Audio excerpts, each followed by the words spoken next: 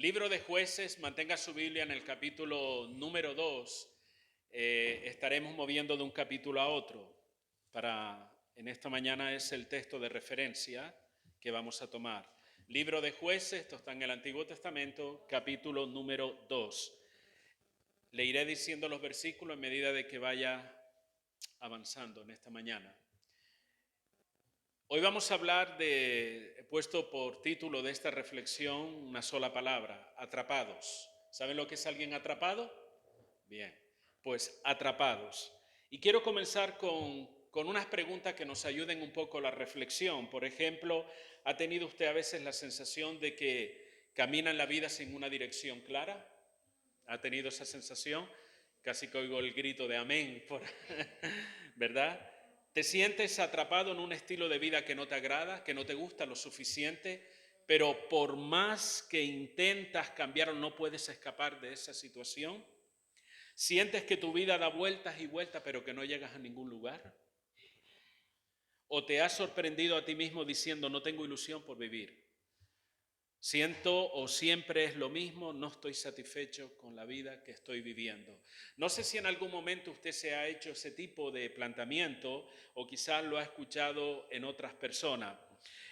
Cuando esto sucede con cierta frecuencia en nuestra vida, porque todos hemos dicho probablemente en algún momento alguna cosa similar, el problema es cuando esto se convierte en una costumbre en nuestra propia vida. Si eso sucede así, y es con bastante frecuencia, ¿sabes qué? Cabe la posibilidad de que estamos atrapados en un círculo vicioso de vida. Es una expresión que en otras oportunidades he hablado acerca de ella. Un círculo vicioso de vida y ni siquiera nos damos cuenta de ello. La pregunta que tal vez usted y yo podemos hacernos en esta mañana es: ¿qué es eso de un círculo vicioso? Aunque yo creo que la mayoría de los que estamos aquí sabemos a qué se refiere. Un círculo vicioso, hermano, es una situación o un patrón de conducta que se repite de manera constante en la vida. ¿Lo entendió? Es una situación o patrón de conducta que se repite de manera constante en la vida. Y generalmente este tipo de conducta, este patrón de vida, está asociada pues con malas decisiones. Este patrón de conducta está asociado con experiencias dañinas o desagradables en las que una persona se ve envuelta una y otra vez y no sabe cómo solucionar esa situación o cómo salir de ahí. Eso es un círculo vicioso de vida, porque tal vez la palabra vicioso a usted le viene a la mente quizás una persona con una problemática determinada, porque asocia vicioso con vicio y dice, bueno, quizás está hablando de una persona que tiene un problema con drogas, con pornografía, con alcohol o cosas similares a esta. No necesariamente, hermano. Estar viviendo o haber caído en un círculo vicioso no necesariamente tiene que ver con estas cosas. Más bien es cuando hay una constante de conducta, de situaciones y de experiencias problemáticas en la vida que parece que siempre se repiten una y otra vez y nos hacen sentir como infelices. Nos hace sentir frustrados y con una sensación de pérdida de tiempo. Los círculos viciosos tienen una connotación negativa. ¿En qué sentido? Se cometen siempre los mismos errores, una y otra vez. La persona está siempre arrastrando los mismos problemas, ya no solamente por una semana determinada, sino incluso por años. Por años y años, décadas completas, la persona pareciera que no sale, vuelvo a insistir, en ese círculo de vida. Parece que siempre es lo mismo. Siempre se queja. Usted lo ve hoy, lo ve dentro de 5 años y le pregunta, ¿cómo te va la vida? Ay, me pasa esto, me pasa lo otro. Pero es que eso le pasaba hace 5 años atrás. Hace 7, 8, 10 años atrás. Entonces te das cuenta que la persona siempre está arrastrando los mismos problemas. ¿Qué sucede? Algo pasa ahí. Está envuelta en un círculo vicioso de vida. Y ese círculo o ese patrón de conducta no le deja avanzar en la vida, no le deja madurar espiritual ni como persona en sí. Y se siente o está atrapada, atada a conductas destructivas o autodestructivas en su propia vida. Y esto, como he dicho, genera ansiedad. Genera sentimientos de frustración porque no sabes cómo resolver esa situación.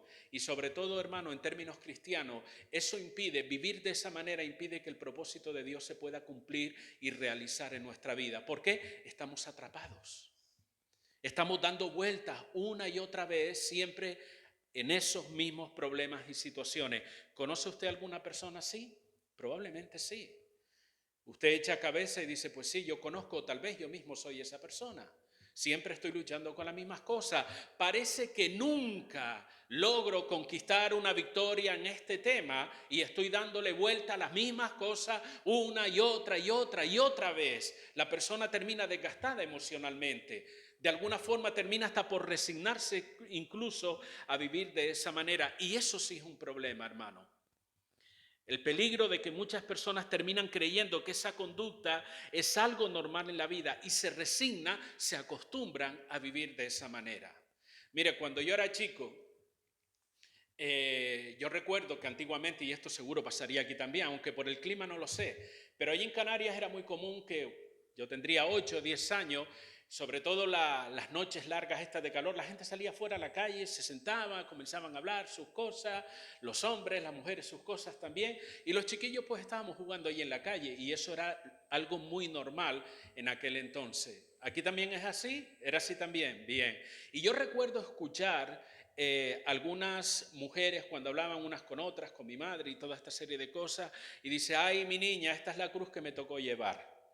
Y hablaban, ¿no? ¿Han escuchado esa expresión alguna vez? Ay, mi niña, esta es la cruz que me tocó llevar. Y a lo mejor decía eso en relación a su esposo que era alcohólico, su esposo que la maltrataba y cosas de estas. La persona había asociado que eso era algo normal en la vida. Es la cruz que me ha tocado llevar. Y muchas veces actuamos de esa manera. Hay personas que de alguna manera creen que vivir de esa forma, arrastrando siempre los mismos problemas, las mismas situaciones, las mismas dificultades, piensan que eso es algo normal. Y eso no es normal, hermano. Otros se dan cuenta y quisieran que las cosas fueran diferentes, pero a veces la pasividad, la dejadez, el temor a los cambios o las posibles reacciones de otras personas, ¿saben qué hace? Pesan tanto esas cosas en su vida que se quedan paralizados.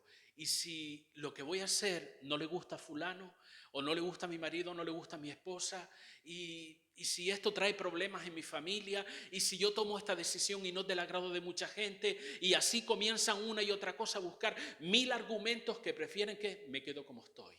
Y siguen soportando esa situación. Y otros sencillamente viven ese estilo de vida. ¿Saben por qué?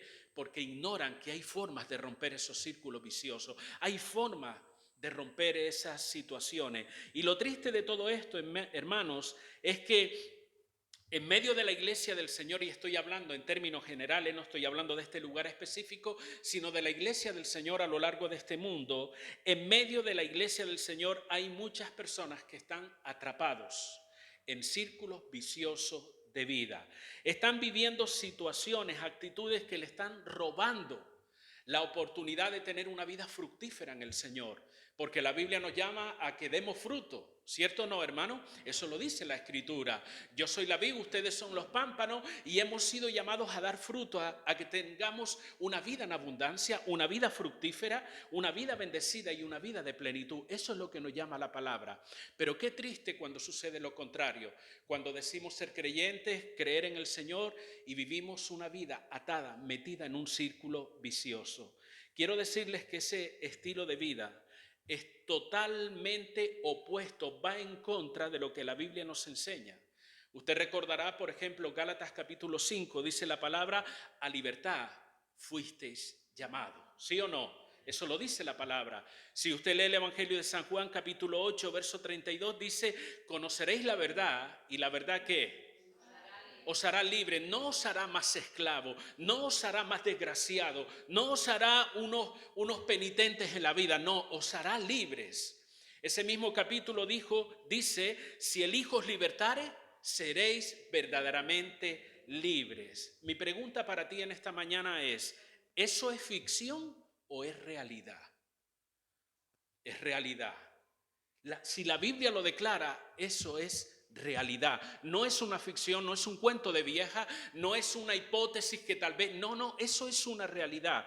La segunda pregunta entonces que debemos hacernos es, ¿por qué entonces hay tantas personas atadas viviendo en un círculo vicioso? Siendo infelices, sintiéndose desgraciados, sintiéndose que la vida no tiene sentido para ella, aún así acudiendo a una iglesia.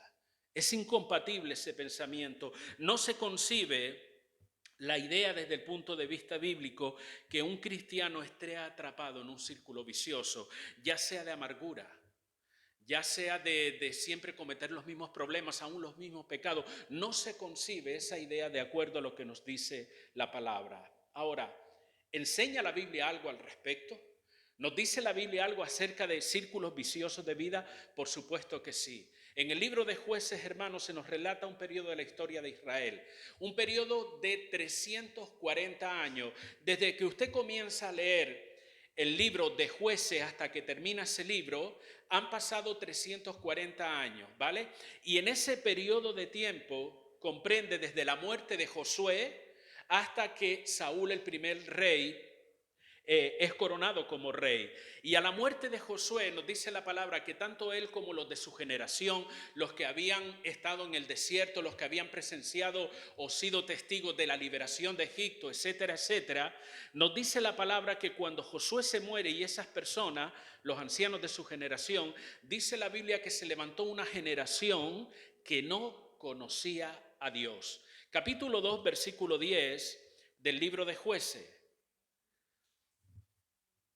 Capítulo 2, versículo 10 del libro de Jueces dice de la siguiente manera: y toda aquella generación también fue reunida a sus padres, y se levantó después de ello otra generación que no conocía a Jehová ni la obra que él había hecho por Israel. Eso dice la Escritura. Ahora, esta expresión de que se levantó una generación que no conocía a Dios no significa, y entienda esto bien, no significa que ellos no supieran nada acerca de Dios. No significa que ellos no sabían de la existencia del Dios de Israel. La idea que nos transmite este pasaje es que aquella generación que se levantó habían dejado a un lado a Dios. No querían saber, no tenían interés alguno en Dios, sino que estaban sumergidos ¿en qué? En una vida entregada al pecado, a la idolatría, a la mundanalidad. Poco les importaba lo que Dios hubiese hecho a favor de ellos en el pasado. Ignoraban todo eso, lo pasaban por alto y estaban entregados en un estilo de vida muy alejado de lo que tiene que ver con Dios. Eso lo podemos encontrar en este mismo capítulo, verso 12. Dice la palabra: dejaron a Jehová el Dios de sus padres. Escuche lo que dice: dejaron. La palabra dejar aquí significa abandonar, no tener en cuenta, pasar por alto. Dejaron a Jehová el Dios de sus padres, que los había sacado de la tierra de Egipto, y se fueron tras otros dioses, los dioses de los pueblos que estaban en sus alrededores, a los cuales adoraron y provocaron, dice la palabra, a ira al Señor. Y saben, hermanos, algo muy similar es lo que está pasando en nuestros tiempos. Hay un espíritu que está reinando en medio de esta sociedad y en el mundo. Es un espíritu de rechazo a todo lo que tiene que ver con Dios. Usted puede hablar de cualquier clase de pecado, de inmoralidad, de cualquier clase de barbaridad que la gente le presta al oído. Incluso pareciera que hay una tendencia a escuchar la última invención, el último pecado, la última grosería, la última degeneración. Todo el mundo está pendiente a escuchar eso. Pero abra usted su boca y comience a hablar de Dios para ver cuál es la reacción. La gente lo tacha de fanático, trata de ridiculizarlo y hacer tantas otras cosas, porque es la manifestación de un espíritu que se llama el espíritu de apostasía, de rechazo a todo lo que tiene que ver con Dios. Y la Biblia nos enseña que eso es una señal de los últimos tiempos. El término espíritu de apostasía o la apostasía debemos entenderla de dos maneras. Número uno, es el espíritu que reina en el mundo, rechazo a todo lo que tiene que ver con Dios, y la apostasía tiene que ver también con aquellos que un día creyeron y renunciaron o dejaron o abandonaron su fe para caminar según sus propios criterios.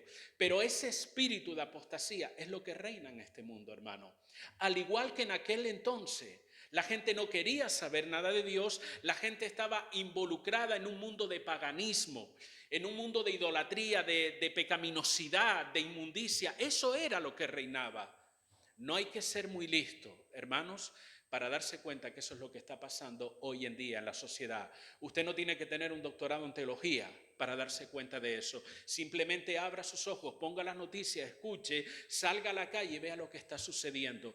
Ese espíritu se está manifestando. Hoy día hay más preocupación por las cosas de este mundo y poco interés en conocer a Dios y mucho menos en servirle. Y saben, hermanos, todavía aún más triste es que este espíritu se esté filtrando en medio del pueblo de Dios. Que la gente que no conoce a Dios lo haga hasta cierto punto es entendible. Están ciegos, muertos en sus delitos y pecados, dice la palabra. El Dios de este siglo, hablando de Satanás, tiene control y dominio sobre ellos. Pero que un creyente, que alguien que dice conocer al Señor, se deje llevar por este espíritu, eso es un grave problema. Hay creyentes que están más centrados en sí mismos que en Dios. Están más preocupados de su propia economía, bienestar material, más preocupados en perseguir sus sueños, en disfrutar de todo lo que el mundo ofrece, que en vivir cerca de Dios y en hacer su voluntad. Hay una presión social, hay una presión demoníaca que está sobre los hijos de Dios para tratarnos de desviar del camino del Señor, tratarnos de desviar del propósito de Dios para nuestras vidas, al punto que hace caer a muchos en círculos viciosos, conductas, patrones de vida que lo único que te hacen es que te distancian de Dios. El pueblo de Israel vivió así por más de 340 años. La Biblia nos dice a modo de resumen al final del libro de Jueces que cada cual hacía lo que quería. Las versiones modernas dice que cada cual hacía lo que le daba la gana. Y eso está pasando hoy en día, hermano. Aún siendo conocedores de la verdad, aún conociendo la palabra de Dios, aún conociendo que hay una voluntad y un propósito de Dios para nuestras vidas, la gente hace lo que le da la gana. Ese es el espíritu dominante. En esos 340 años se repetía un ciclo en el pueblo de Israel. Un ciclo que probablemente ya usted conoce, que consistía en que el pueblo se alejaba de Dios y pecaba. Vivía apartado de Dios, vivía adorando ídolos paganos, buscando el pecado y tantas otras cosas. ¿Qué pasaba? Segunda cosa es que habían consecuencias. Venían problemas a su vida, venían aflicciones a su vida. ¿Por qué? Porque abandonaban a Dios. Y no es que Dios saliera con un látigo detrás de ellos, sino que la consecuencia de apartarnos de Dios está ahí. Estamos a expensas del enemigo. Y cuando ellos estaban sufriendo esa aflicción, ¿sabe qué hacían? Ellos clamaban. Entonces sí se acordaban de Dios. Dios, por favor, ayúdanos. Dios mandaba a un profeta y reprendía al pueblo y le decía, la razón por la que ustedes se encuentran así es esta. Entonces, ¿qué hacían ellos? Se arrepentían. Y Dios levantaba un libertador como fue Sansón, como fue Gedeón, como fueron tantos que hay en las Escrituras. Y saben, andaban bien durante un tiempo. Pero ¿qué sucedía? Volvían a lo mismo. Volvían al pecado, otra vez al ciclo del arrepentimiento o de las consecuencias del arrepentimiento y otra vez liberación. Andaban bien por un tiempo y otra vez a lo mismo. Estaban atrapados en un círculo vicioso de vida. Y para ilustrar esta enseñanza quiero tomar como referencia momentos de la vida de uno de esos jueces que Dios levantó en un momento determinado. Es uno de los más populares o de los más que hemos oído y es Gedeón. Y cómo Dios utilizó a Gedeón para romper uno de esos círculos de vicio. Algo que vamos a reflexionar durante algunas semanas que nos va a ayudar a entender cómo nosotros también podemos romper muchos círculos viciosos en nuestra vida, conducta o patrones de conducta que lo que nos están haciendo es alejando de Dios y no acercando a Él. Y hay personas que se sienten impotentes. ¿Qué hago? ¿Cómo salgo de esta situación? ¿Por qué siempre estoy cometiendo los mismos errores una y otra vez? ¿Por qué siempre tengo los mismos problemas una y otra vez? Y esa persona se vuelve loca, le da tantas vueltas en su cabeza buscando alguna razón y no logra salir de esa situación.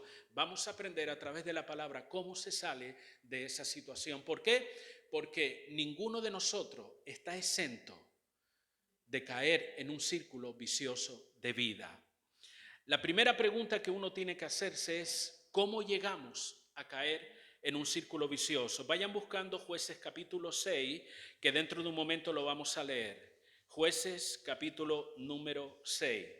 Mire, ante la pregunta ¿cómo llegamos a caer en un círculo vicioso? Permítame decirle de una manera breve y resumida cuál es la razón por la que llegamos a ese punto. La razón es que cuando no se tiene en cuenta a Dios en la vida y actuamos o vivimos de acuerdo a nuestros propios criterios, caemos en un círculo vicioso. Déjeme repetírselo. Cuando no se tiene en cuenta a Dios en la vida y actuamos o vivimos de acuerdo a nuestros propios criterios, eso nos lleva irremediablemente a vivir en círculos viciosos de vida. Y hermano, es fácil observar esta tendencia no solo en la sociedad. Lo observamos también en medio de la iglesia, lo observamos en los matrimonios, lo observamos en los ministerios, lo observamos en cualquier ámbito de la vida. Mucha gente dice creer en Dios. Mucha gente dice creer en su palabra, muchos dicen creer y querer hacer su voluntad, pero saben, en el fondo no es algo importante en su vida. No digo de todo, ¿vale? Pero mucha gente sí. Incluso que confiesan ser creyentes, que dicen creer en Dios, en su palabra, en querer hacer su voluntad, pero realmente eso no es algo importante en su vida. ¿Cómo lo sabemos? Sencillamente observe el día a día. Y no se trata que ahora nos vamos a poner con prismáticos vigilando la vida de cada uno, no. Pero observe el día a día de muchas personas. Las decisiones que toman, ¿le acercan o la alejan de Dios? A pesar que dice que son creyentes, a pesar que dicen querer hacer la voluntad de Dios, en el día a día las decisiones que están tomando, ¿te acercan o te alejan de Dios? Muchas veces la vida de muchos creyentes está más enfocado en hacer lo que quieren hacer que en hacer la voluntad de Dios.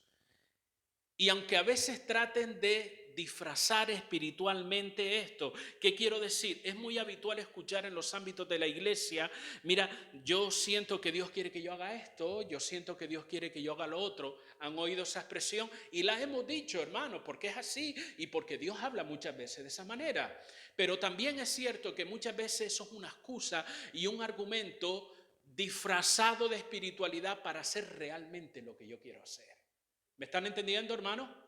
Entonces, cuando uno no tiene en cuenta a Dios, cuando uno vive de acuerdo a sus propios criterios, opiniones y tantas otras cosas, a pesar de que decimos que somos creyentes, hermano, eso nos lleva irremediablemente a patrones de conducta que se convierten en un círculo vicioso en nuestra vida. Y no tiene que ver que seas pastor. No tiene que ver que seas miembro de una iglesia, que sea una iglesia en su conjunto también o un ministerio determinado. Mire, algo importante que quiero destacar y que le puede ayudar a discernir muchas cosas en su vida es que cuando Dios está obrando en nuestra vida, cuando es el Espíritu de Dios el que está guiando en nuestras vidas, ¿sabes qué va a suceder? Siempre en nuestra vida, nuestras decisiones, nuestras acciones se van a ajustar o van a estar afín a la voluntad de Dios y al propósito de Dios. Porque para mí es fácil decirle a usted, no, yo estoy guiado por el Espíritu Santo, pero luego mi comportamiento dice otra cosa. Entonces, ¿cómo puedo discernir que realmente estoy haciendo la voluntad de Dios? Que realmente el Espíritu Santo está dirigiendo mi vida. Cuando, hermanos, nuestro comportamiento, nuestras decisiones, nuestra vida por completo se ajusta a la voluntad de Dios. Cuando nos sentimos impulsados en hacer lo que Dios quiere que hagamos. Cuando nos sentimos impulsados a rechazar todas aquellas cosas que a Dios no le agradan. ¿Saben? Dios nunca nos impulsará, por ejemplo, a alejarnos de la iglesia, a alejarnos de la comunión de los hermanos unos con otros. ¿Cierto o no, hermano? ¿Por qué? Porque si eso está sucediendo, no es el Espíritu Santo el que está obrando en tu vida. Y a veces suceden esas cosas en medio del pueblo. Las personas comienzan a tener un rechazo hacia la propia iglesia, comienzan a aislarse, comienzan a desear otras cosas. Y encima dicen, no, es que el Espíritu me está guiando. No, ese no es el Espíritu. Por lo menos el Santo. No es el Espíritu Santo. Porque el Espíritu de Dios siempre te guiará, te impulsará a buscar la comunión, a congregarte, a estar cerca de los hermanos. El Espíritu de Dios nunca te va a impulsar a tener rencor hacia alguien, a odiar, a rechazar a otros, sino te impulsa ¿a qué? A la paz, a la comunión, a la coinonía, a la confraternidad. Son cosas que debemos tener en cuenta y utilizarlas en nuestra propia vida para discernir, hermano, para darnos cuenta si realmente uno está teniendo a Dios en cuenta en nuestra vida o no lo estamos teniendo. Por ejemplo, el Espíritu de Dios pone hambre y deseos en nuestra vida de estudiar su palabra, de conocer la voluntad de Dios para nosotros. Si a usted eso le importa tres cominos, No me diga que lo está guiando el Espíritu Santo, porque Él pone el deseo. El Espíritu de Dios pone el querer como el hacer por su buena voluntad, dice la palabra.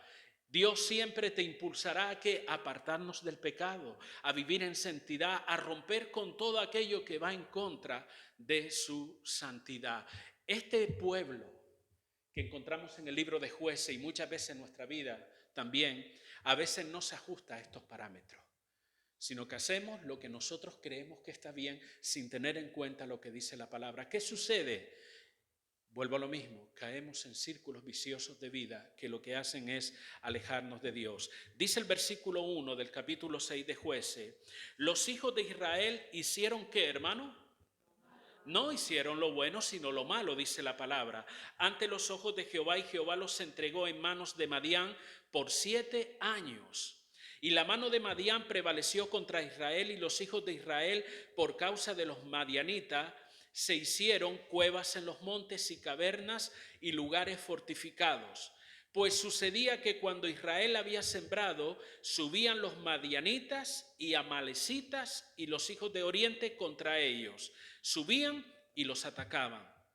Y acampando contra ellos, destruían los frutos de la tierra hasta llegar a Gaza. Y no dejaban que comer en Israel, ni ovejas, ni bueyes, ni asno. ¿Se imagina? Nada. Porque subían ellos y sus ganados y venían con sus tiendas en grande multitud como langostas. Ellos y sus camellos eran innumerables. Así venían a la tierra para devastarla. De este modo empobrecía Israel en gran manera por causa de Madián, y los hijos de Israel clamaron a Jehová. Y cuando los hijos de Israel clamaron a Jehová a causa de los madianitas, Jehová envió a los hijos de Israel un varón profeta, el cual les dijo, así ha dicho Jehová Dios de Israel, yo os hice salir de Egipto y os saqué de la casa de servidumbre, os libré de mano de los egipcios y de mano de todos los que os afligieron, a los cuales eché de delante de vosotros y os di su tierra. Y os dije, ponga atención, yo soy Jehová vuestro Dios. No temáis a los dioses de los amorreos en cuya tierra habitáis. Y mira qué triste termina este versículo. Pero no habéis obedecido mi voz. ¿Se dan cuenta? Esa rebeldía, esa obstinación en hacer lo contrario a la voluntad de Dios fue lo que los llevó a esa situación. La palabra lo define claramente en ese primer versículo. Hicieron lo malo ante los ojos de Dios. Y esta actitud atrajo problemas, atrajo consecuencias. 3 pueblos menciona la palabra, madianitas, amalecita y los que vinieron de Oriente, no sabemos cómo es su nombre, pero los que vinieron de Oriente, y dice la palabra que ellos se lo llevaban todo, los atacaban incluso, se vieron los forzados, el pueblo de Dios se vio forzado a vivir en cuevas, a subirse a las montañas, a las cavernas, tratando de huir para preservar su vida, escondiéndose como si de animales se tratara. Dice la palabra que buscaron lugares fortificados. Tal vez usted piense un lugar fortificado será un castillo, una torre, en lo alto de un sitio. No, no, no. La idea de lugares fortificados eran lugares de difícil acceso, donde probablemente nadie se metería, allí se metieron ellos. Lugares donde no podía llegar alguien, ellos trataban de buscar ese hueco en la montaña, ese agujero donde pudieran meterse ahí con su familia para preservar sus vidas. Así estaban huyendo estas personas. No fue 4 días, hermano. No fue un mes intenso que tuvieron. La palabra nos dice que fue por un periodo de 7 años. Tu trabajo en vano, siembras la tierra y viene esta gente como langosta, se lo llevan, nos matan, tenemos que salir huyendo. Se sentían humillados. Había hambre en el pueblo, decepción, impotencia, pobreza en extrema.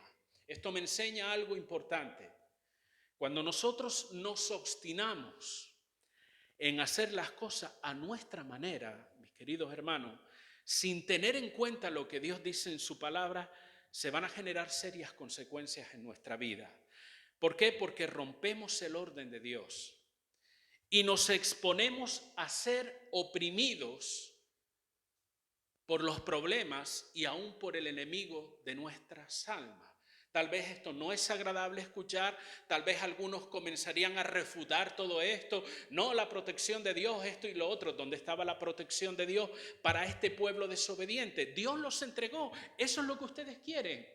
Pues bueno, hagan lo que quieran. Mientras nosotros permanecemos en obediencia y en sumisión delante del Señor, su protección está garantizada en nuestra vida. Pero cuando nosotros hacemos lo que nos da la gana y en ese hacer lo que nos da la gana estamos viviendo de una manera contraria al Señor, es como si nosotros nos saliéramos de esa protección, de esa cobertura que Dios tiene. Eso fue lo que le pasó al pueblo de Israel. Y hermanos, se sufre. Y esto tiene una aplicación para nuestros días también. Me gustaría, por favor, que fuesen al capítulo 2 nuevamente y en el versículo número 14 para que nos demos cuenta lo que dice la palabra. Jueces capítulo 2, verso 14. Dice, y se encendió contra Israel el furor de Jehová, el cual los entregó en manos de ¿qué? Robadores. ¿Había oído en alguna ocasión esa expresión? Robadores.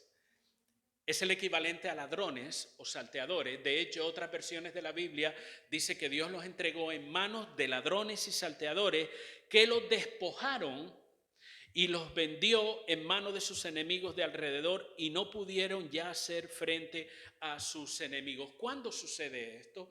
El pueblo de Dios hace oído sordo a la palabra. Dios dice blanco, ellos dicen negro. Dios dice camina por aquí, yo quiero caminar por allá. Dios los deja, los entregó. De hecho, otras versiones dicen que quedaron a merced de los ladrones y de los salteadores. ¿Por qué? Porque esa actitud del pueblo de vivir de espaldas a Dios, de hacer su propia voluntad y no la voluntad de Dios, salieron de la cobertura de Dios. Dios los dejó a merced de lo que ellos quisieran hacer y se expusieron, hermano, a los ladrones, a los salteadores, a sus enemigos. Trate de pensar por un momento, ¿quién dice la Biblia que es el enemigo de nuestras almas? Dígalo. Satanás, el diablo. ¿Cómo compara Satanás en el Evangelio? Creo que es en Juan y en Lucas donde habla acerca de que lo compara con ¿qué? Con un ladrón. Y dice que viene a ser Satanás en nuestra vida: robar, matar y destruir, dice la palabra. Nos habla de él como el enemigo de nuestras almas y como el ladrón que viene a robar. Cuando uno sale fuera del amparo de Dios, cuando uno persiste en vivir un estilo de vida que no es del agrado de Dios, mi querido hermano, las consecuencias van a venir. ¿Por qué? Porque tú y yo nos estamos saliendo de debajo de la cobertura de Dios, del amparo de Dios y de la protección de Dios, porque hemos decidido vivir como nos da la gana, como hacía el pueblo aquí. ¿Y sabes qué? Por eso hay tantos problemas muchas veces en la vida de muchas personas. ¿Por qué? Porque no quieren obedecer a Dios. Entonces viene el diablo a robar. Roba el gozo, roba la paz, no solamente de tu vida, sino la de tu hogar también. Comienzas a tener problemas en todos los sentidos, en el tema económico, en la paz y en la armonía del hogar. Él roba el gozo de tu vida, hermano. Él comienza a atacar. No creas que esto es un cuento, una ficción o una tontería. Es una realidad. La palabra nos enseña eso. Y así es lo que estaba sucediendo en la vida del pueblo de Israel. Pero ¿saben qué, hermano? La obra de Satanás es mucho más fuerte que eso. Romanos capítulo 1, hay una expresión que suelo repetir con bastante frecuencia y lo seguiré repitiendo. Es que como no quisieron tener en cuenta a Dios, que dice la palabra, Dios los entregó a lo que quería su corazón. Y eso causó una depravación incluso en su mente, en su manera de pensar. Nos dice la palabra, léalo tranquilo, Romanos capítulo 1. La gente comenzó a hacer todo tipo de perversidades, todas cosas que Dios aborrece. El enemigo se aprovecha de esa oportunidad. Usted conoce tal vez de alguien que antes de venir a los caminos del Señor vivía una vida difícil, complicada, en el sentido que andaba metido tal vez en vicios, en pecado, y cuando viene al Señor Dios lo liberta, ¿sí o no? Lo cambia por completo. Pero ¿qué sucede cuando a veces esa persona vuelve a ese camino nuevamente? Su estado es peor que al principio. Y uno dice, pero caramba, es que está peor que incluso antes de haber conocido al Señor. ¿Qué es lo que ha pasado? Lo que antes veía como pecado ahora lo ve como algo normal. ya no es pecado. Comienza a razonar todas las cosas como que está bien. Eso que es el efecto del enemigo en la mente de la persona. ¿Por qué? Porque le ha dado la espalda a Dios, porque no quiere saber nada de Dios. Cuando eso sucede, experimentamos sentimiento de que estamos atrapados, encerrados en nosotros mismos. Tratamos de huir de lo que nos aflige, pero no logramos liberarnos de ello. Nos sentimos acorralados por la situación. La vida no parece satisfacernos, nos sentimos decepcionados, molestos con nosotros mismos y como norma general empezamos a buscar culpables. Y a veces ese culpable pues es el esposo, la esposa, los hijos. El culpable es el gobierno, el culpable es esto y terminamos incluso culpando a Dios de toda nuestra desgracia, cuando la realidad es que nosotros hemos decidido andar de acuerdo a nuestra propia voluntad y no de acuerdo a la voluntad del Señor. Ahora, ¿cómo puedo yo salir de una situación de esa? Si he caído en un círculo vicioso de vida, ¿cómo puedo salir? ¿Puedo hacerlo por mis propios medios y esfuerzos? Quiero decirte que no. Necesitas a Dios en tu vida. De hecho, la primera reacción que tuvo el pueblo cuando se sintió afligido, ¿qué hizo? Clamó a Dios. Dios, ayúdame. ¿Por qué? Porque yo no sé cómo salir de esta situación. Y hay personas que están viviendo así, pero no claman a Dios, no buscan a Dios o tratan de salir de esa situación por sus propios medios y no lo consiguen porque es superior a ellos. Nosotros tenemos que acudir a Dios, Él es nuestro libertador. Hemos leído hace un momento, si el Hijo os libertare, seréis verdaderamente libres. Esto no son palabras bonitas que hay en la Biblia, para que de vez en cuando las recitemos y aplaudamos y demos gracias a Dios. Esto es una realidad, hermano. Dios nos liberta. Él es el que tiene el poder para intervenir en cada una de las circunstancias de nuestra vida y encaminarnos en la dirección correcta. Eso solo lo puede hacer Dios. Y si usted y yo hemos caído en un círculo de vida donde pareciera que siempre estamos arrastrando los mismos pecados, los mismos problemas, la manera de romper con eso primeramente es acudir a Dios. ¿Por qué acudir a Dios? Porque Dios nos va a enseñar cuál es la raíz del problema realmente. ¿Dónde está la clave para salir de esa situación? Mire, como parte de la solución del problema, Dios nos confronta con nuestro pecado. En el versículo 6 del capítulo 6 nos da a entender que la situación había llegado a un límite. ¿Cuál era ese límite? Habían empobrecidos en gran manera. Dice, de este modo empobrecía Israel en gran manera. ¿Sabe lo que significa esta expresión? Empobrecer en gran manera es que usted no tiene ni lo básico. No tiene nada, absolutamente nada. Dice, por causa de Madián y los hijos de Israel, dice que clamaron a Dios. Cuando la palabra nos está hablando acerca de esto, de que ellos clamaron a Dios, este pasaje tiene una connotación de que el clamor que ellos hacían no era tanto por el arrepentimiento, ¿vale? El clamor que ellos estaban haciendo era a causa de su aflicción, de lo que estaban padeciendo. Clamaron, dice la palabra en el versículo número 7, a causa de los madianitas. Dice el versículo, y cuando los hijos de Israel clamaron a Jehová a causa de los madianitas. Ellos no clamaron diciendo, Señor, hemos pecado, hemos hecho lo malo delante de tu presencia. Es normal que nos estén pasando estas cosas. Esa no fue la actitud de ellos.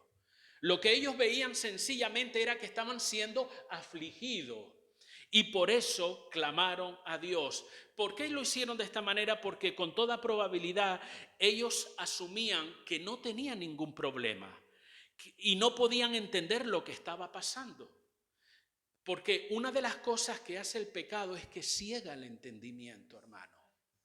Ellos no clamaban pidiendo perdón por el pecado, ellos estaban clamando por la aflicción que estaban viviendo. Señor, ayúdanos en esta aflicción, no entendemos por qué está sucediendo estas cosas. Fue por ese motivo que Dios les envía un profeta. Porque si esa hubiese sido la razón, sencillamente Dios los hubiese libertado y ya está. Pero no, Dios envió un profeta a hablar con ellos y le trae una palabra de confrontación y le señala la verdadera razón de su situación. Dios fue a la raíz del problema. Verso 10, la última parte que hemos leído del versículo 10 dice, no temáis a los dioses de los amorreos en cuya tierra habitáis, pero no habéis obedecido a mi voz. Ese era el verdadero problema. No eran los madianitas. ¿Saben? Los madianitas, los amalecitas, ¿qué eran? Eran sencillamente la consecuencia, no el problema. A veces nosotros pedimos a Dios, Señor, a ver si puedes hacer esto, pero ese no es el problema. Tal vez estamos viviendo las consecuencias de un problema. Dios nos lleva a la raíz del problema, a dónde se origina realmente la situación que nosotros estamos viviendo. Y estoy terminando, hermano. Permítame destacar un par de cosas importantes respecto a esto. Dios permite muchas veces que nuestra desobediencia seamos llevados a situaciones extremas, dolorosas y de aflicción. ¿Para qué? Para que nos veamos en la necesidad de clamar a Él. Y por eso Dios permite que esas consecuencias de alguna manera nos aflijan, para que nos demos cuenta que nuestras decisiones nos llevaron a eso. Y nos veamos en la necesidad de clamar a Él. Dios no pudo evitar todo esto, por supuesto, pero Dios permitió esta aflicción de los madianitas, amalecitas y otros, sencillamente porque el pueblo se obstinaba en obedecer al Señor. Y saben, hermano, en medio de nuestras conductas erróneas, la voz de Dios siempre nos confrontará. La voz de Dios vendrá para decirnos dónde está la raíz del problema. Y Dios no confronta nuestro pecado para humillarnos. Dios no confronta nuestro pecado para hacernos sentir un ser desgraciable.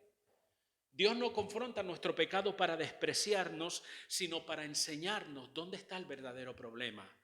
Para que podamos reconocer ese problema, confesar ese pecado y apartarnos de ese pecado. Dios mandó un profeta en un círculo vicioso en el que estaba envuelto todo el pueblo de Israel. Dios mandó a un profeta a decirle, el problema no son los madianitas. El problema no son los amalecitas, el problema es que ustedes no han querido obedecer a Dios y hacer su voluntad. Miren, hermanos, y estoy finalizando ya, la figura de un profeta generalmente siempre aparecía en medio del pueblo de Dios cuando había pecado. No siempre, pero como norma general. Cuando el pueblo se desviaba del camino del Señor, Dios mandaba a un profeta para reconducirlos, para traerle palabra y decirle, ustedes están haciendo las cosas mal, no pueden seguir en esa dirección, no pueden seguir en esa línea. El pueblo a veces escuchaba y no escuchaba, a veces mataban al profeta, pero a veces escuchaba, se arrepentían y cambiaban de dirección. ¿Usted se ha dado cuenta que este tipo de profetas apenas se oye hoy en día? A pesar, hermanos, de que la maldad se ha multiplicado. Este tipo de profetas ya no se oye, que ahora lo único que proliferan son los profetas de la suerte. ¿Quiénes son los profetas de la suerte? Aquellos que te susurran, te va a ir bien, vas a ser prosperado en todas las cosas, Dios te dará esto, te dará aquello. Y ¿saben qué? Eso es la mayoría de gente lo que quiere oír es eso. No hay confrontación con el pecado. Incluso nos molesta en las iglesias si se habla del pecado. Nos hace sentir mal, inquieto. ¿Por qué? Porque el pecado nos confronta. La palabra, nos confronta con el pecado. Y eso es lo que necesitamos escuchar si realmente queremos andar en la voluntad de Dios. El Espíritu de Dios hoy día, el Espíritu Santo, es como la voz de los profetas en aquel entonces que nos llamaban al arrepentimiento. El Espíritu es la voz del profeta que nos redarguye, que señala nuestro pecado y nos confronta con esa situación. ¿Para qué? Para que reconduzcamos nuestra vida, hermano. La confrontación de la voz de Dios es para que nos demos cuenta de hasta dónde nos han llevado nuestras decisiones. Así lo pudo entender el pueblo cuando el profeta le habló. Pero esa confrontación también es la puerta que se nos abre a un cambio de vida. Cuando Dios confronta nuestra vida, nuestro pecado, nuestra mala dirección, nuestro mal camino, Él lo hace para darnos la oportunidad de romper con esos círculos de vicio en los que a veces nos vemos envueltos y que necesitamos liberarnos de ello. Voy a dejarlo aquí en esta mañana, ya seguiremos la siguiente semana, pero termino diciéndote, examina tu vida, examinemos, yo no estoy exento a eso. Examinemos nuestra vida. Pregúntate si tal vez estás atrapado o atrapada en un círculo vicioso al que te has resignado a vivir. O tal vez del que no te has dado cuenta que estás atrapado y siempre estás viviendo las mismas cosas, los mismos problemas, cometiendo incluso los mismos pecados. No hay un cambio. Es como si estuvieras dando vuelta en tu vida sin llegar a ningún lado. No permitas, hermanos, que esa actitud te robe la oportunidad de tener una vida fructífera en Dios. No permitas que ese tipo de vida te robe la oportunidad de tener una vida bendecida. No permitas, y permítame que se lo repita nuevamente, que esa actitud de vida te robe la bendición de cumplir con el propósito de Dios para tu vida y de hacer su voluntad. Deja que la voz de Dios por medio de su Espíritu Santo, tanto a ti como a mí, nos confronte para que podamos dar los pasos debidos y romper ese círculo de vida o ese círculo vicioso en los que a veces estamos atrapados.